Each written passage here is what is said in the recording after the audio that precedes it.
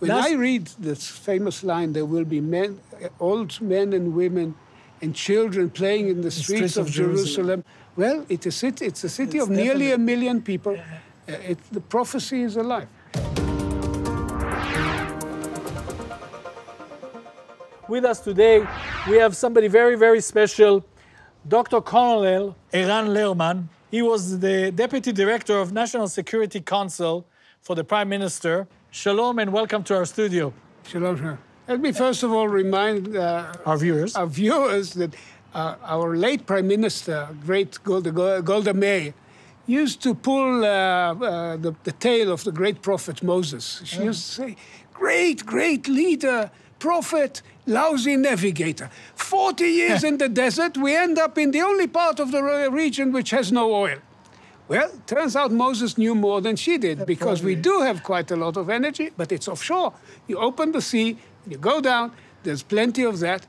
And to really be effective in exporting, we need to team up with Egypt and Cyprus and countries on the other side of the Mediterranean in Europe who would be the gate to the European market.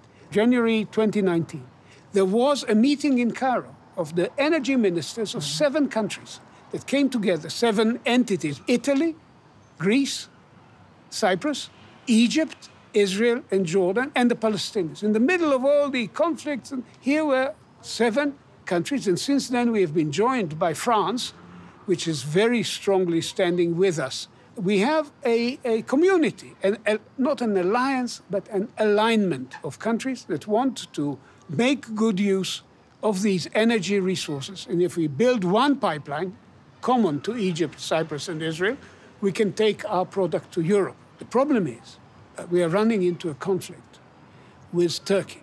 And Turkey is led by a party which is Islamist in nature. It wants to reverse the secularization of Turkish society. We have to remember, when American pilgrims sailed to Massachusetts, the Ottoman Empire was the most powerful nation on earth. And now Erdogan is trying to build this glory again. He is pushing an Islamist agenda. He hates the government in Egypt because they kicked out the Muslim Brotherhood. He hates Israel because of Jerusalem. He hates the Greeks because of all Turkish grievances. And he's trying to push the borders of Turkey so as to block Israel, Egypt, and Cyprus. You see, because of our finding of gas, we took a different place in the table? Well, we are certainly by now a country that is no longer dependent on foreign energy. We can become a significant exporter, combined with the transformation of Israel within the last generation from an economic basket case into one of the world-leading centers of innovation, high-tech, AI. That's fulfillment of prophecy, that God brought the people of Israel and God is blessing the people of Israel, that Israel will be a light to the nation. When I read this famous line, there will be old men and women and children playing in the streets of Jerusalem. Well, it's a city of nearly 1 million people. The prophecy is alive. The miracle of the return of the Jewish people. Thank you very much. You're welcome.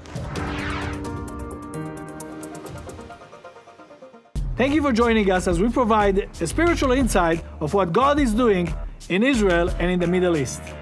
If you want to learn more about what God is doing in Israel, make sure to visit us on our webpage and follow us on social media. Shalom, and God bless you from Jerusalem.